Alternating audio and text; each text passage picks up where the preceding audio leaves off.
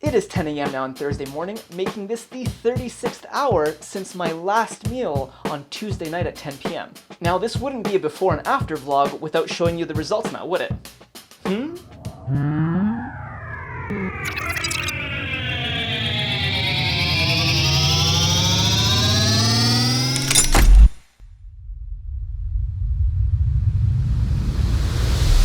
What is up, Next Level Nation?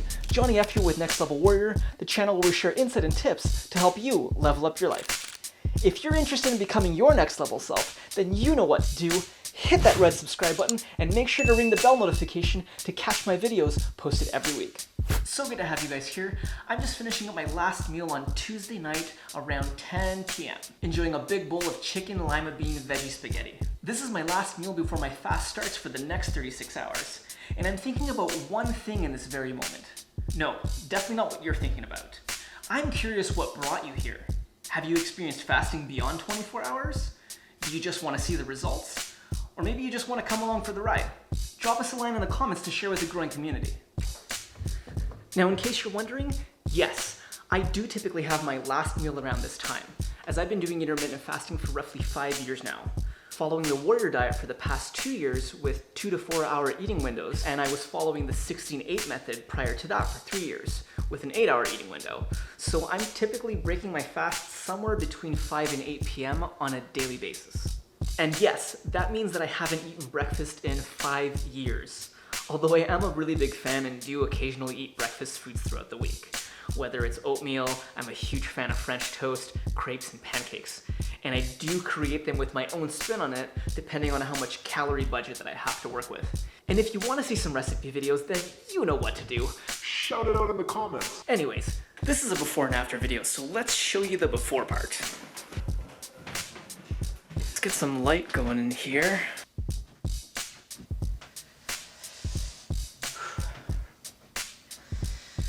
As you can see, I'm a little bit bloated here from the recent food intake, and I'm usually taking a bit of extra calories the day before these long fasts because I'm going to be doing a fasted workout tomorrow evening at the very end of the fast before going to sleep. Now, something I have to share with you is how hard that just was for me. You see, I recently made a very psychologically challenging decision to go on a full long-term bulk for at least a couple of months.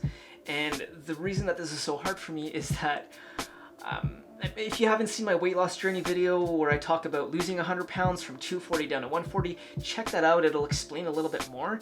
But essentially, in 2017, 2018, when I actually leaned down enough for the first time to see my abs in my life, I since then been on this like perpetual long-term cycling of cutting and maintenance, going for 3 to 4 or 5 month stretches of cutting, getting lean. Our bodies are these absolute adaptation machines, so doing that for so long really did drop my metabolism on those fronts. I mean, which wasn't too big of an issue with being on the warrior diet and having 2 to 4 hour eating windows. But at the same time, when going back into a bulk and also being honest and clear with you guys, not fully tracking it as well as I wanted to and really letting a lot of things kind of slip by my, visual cortex, I definitely overate on too many of those days, which aided further in causing a big ramp up of a weight gain faster than I wanted to.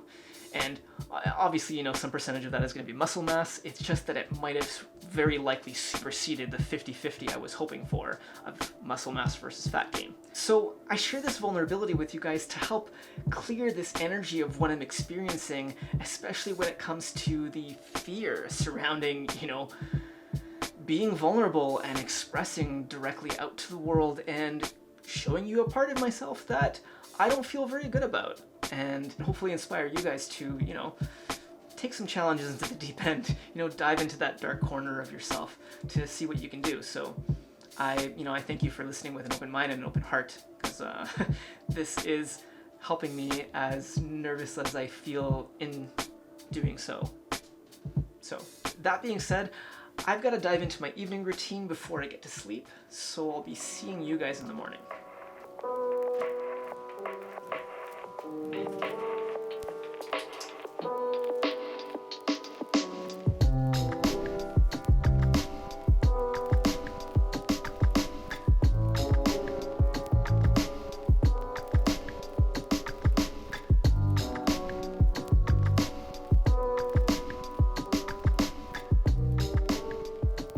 Good morning, guys.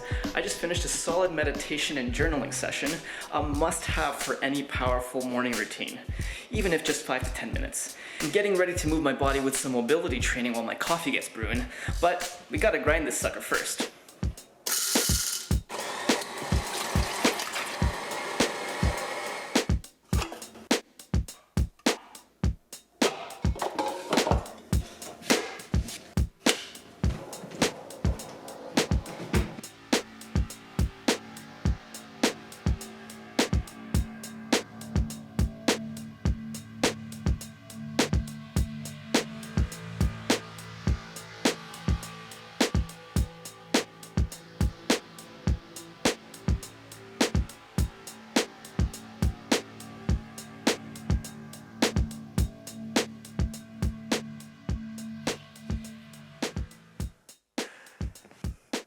Now that was a great little 5-minute session, but I actually used to do much longer 25-minute sessions every single day that lasted about 3 years.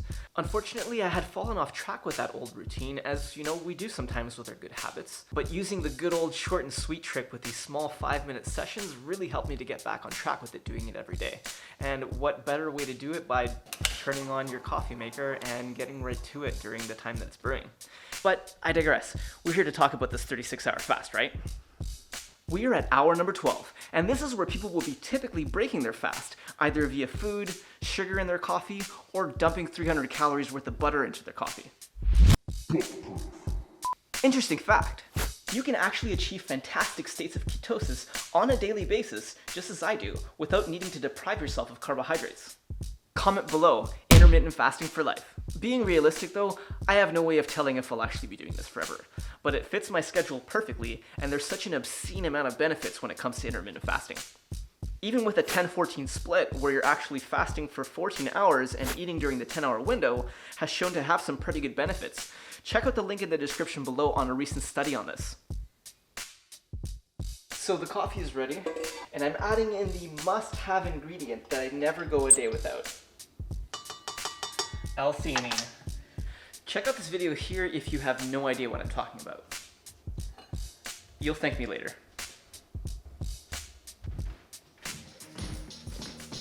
I've got to get some work done for the next few hours, so I'll catch up with you guys soon.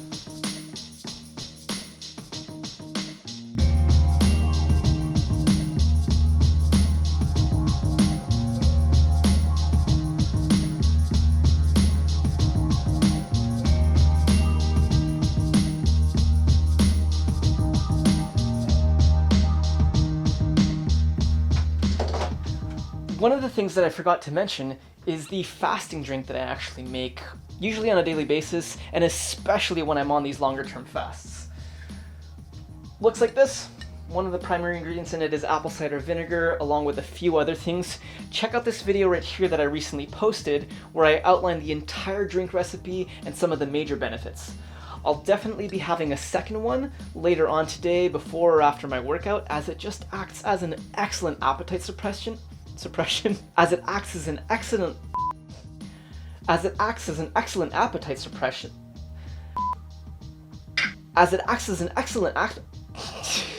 as this acts as an excellent appetite suppressant and really helps to power me through with the extra minerals it's providing. Let me get back to work.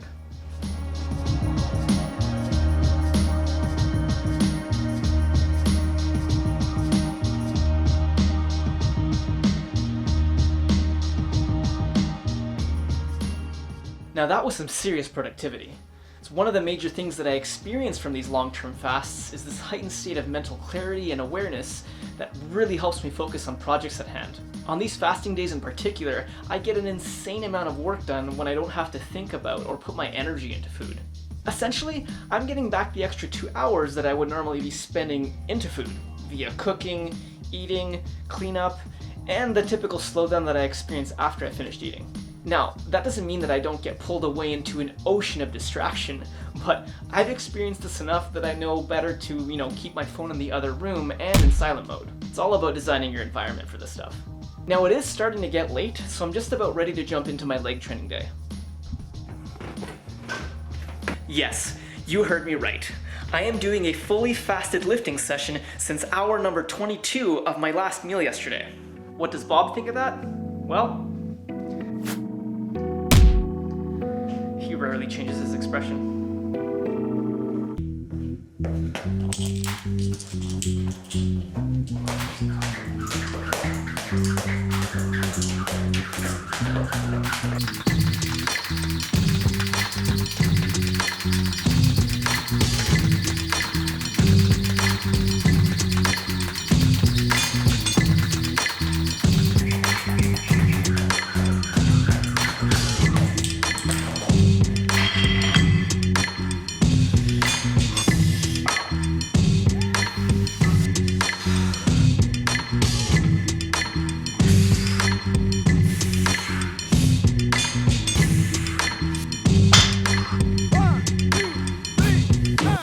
Been doing fasted training since I started the Warrior diet 2 years ago.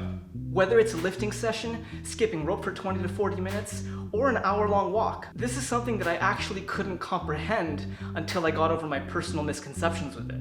Thinking that we need energy from food in order to train, even though our bodies are loaded with energy in the form of glycogen from the food that we've eaten. And in particular, when you become adapted to intermittent fasting, your body gets super comfortable with flipping on the switch that allows for fat burning as your primary source of fuel. But more importantly is that your body is super comfortable with doing this, flipping on that fat burning switch without making you feel like crap. There's also an insane level of benefits to our body, but in particular, it really benefits the brain.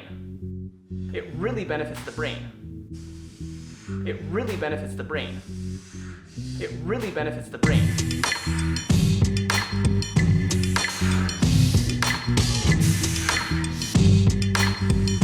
It really benefits the brain. The effective controlled stress that we put on our bodies, such as when we're fasting, taking cold showers, heat therapy, and training in a fasted state, have incredible effects that benefit our lifespan and immunity.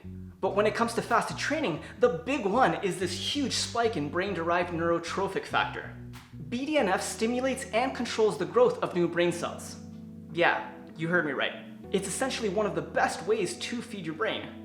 Ironic, isn't it? Of course, when you're doing this sort of thing, it is exceptionally important to make sure that you're actually feeding yourself very well.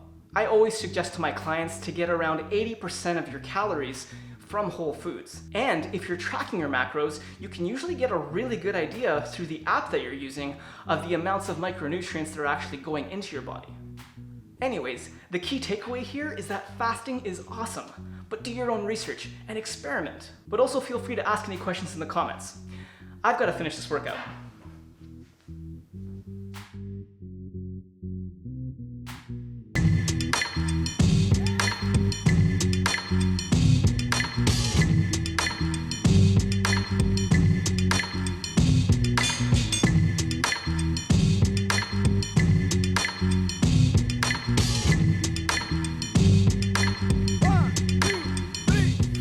Well, I was hoping to be showing you this at the 24-hour mark, but we're basically at the 25-hour mark. This took a lot longer than I thought. Typically, after my workouts, I'm putting together a mixture of gokshira, which is also known as triphala, and good old ashwagandha. I typically have a bunch more of this, or more of it usually halfway through the day, although I didn't, and given how wired I feel right now, it'll probably be helping out a little bit with kind of winding me down, as I'm usually doing my best to get to sleep at this time, but looks like it's gonna be maybe about an hour from now. I'm actually gonna add a little bit of magnesium to it, as my legs are spent, and some potassium from this good stuff.